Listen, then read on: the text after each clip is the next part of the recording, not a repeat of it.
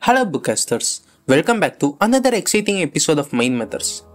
Today, we are taking the next step in our journey through the world of cognitive therapy.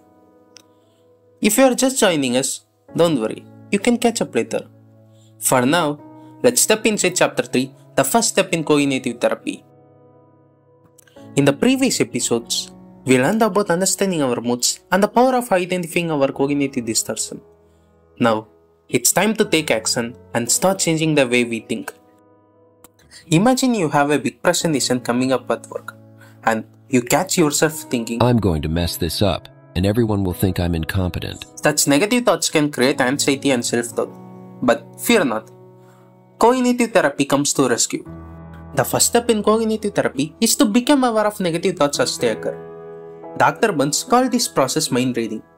But in psychic sense, it's about recognizing when you assume what others are thinking about you. Let's explore this concept with an example. Meet Alex, an introverted teenager who always feels self-conscious in social situations. Whenever he enters a room full of people, he thinks, they all find me boring and awkward. The truth is, Alex cannot possibly know what everyone in the room is thinking. He's mind reading, assuming the worst without any evidence. So, the first step is for Alex to catch himself in the act of mind reading and then examine the evidence for and against his assumptions. What could he do differently? Well, he could start by reminding himself of times when people genuinely enjoyed his company or found him interesting. By challenging his negative assumption, Alex can begin to build more balanced and realistic thoughts. Another essential aspect of our first step in the cognitive therapy is examining the impact of our thoughts on our emotions. Our emotions are not just random. They are directly influenced by what we tell ourselves. Let's go back to our presentation example. Instead of thinking, I'll mess this up, imagine if you change the thought to, I've prepared well and I can handle this presentation. How would you feel then? By replacing negative thoughts with more positive and constructive ones, you can significantly impact your emotion and overall well-being. Now, here's a practical technique that Dr. Burns introduced in this chapter, the double column technique.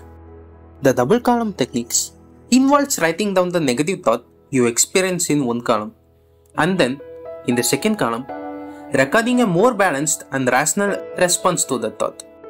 Let's use our previous example with Alex.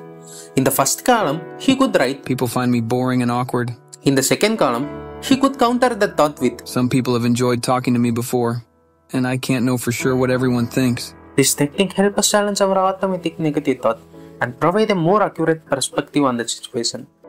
Well, bookcasters, now that we have stepped inside chapter 3, the first step in the cognitive therapy, I encourage you to start becoming aware of your negative thought and try the double column technique. Remember, cognitive therapy is about taking small steps towards change and learning to be more compassionate towards ourselves. In our next episode, we venture further into the world of cognitive therapy as we explore more practical techniques to overcome depression and anxiety.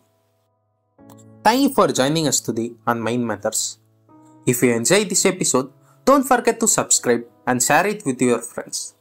Until next time, take care and remember, every step we take towards understanding our mind is a step towards a happier and healthier life.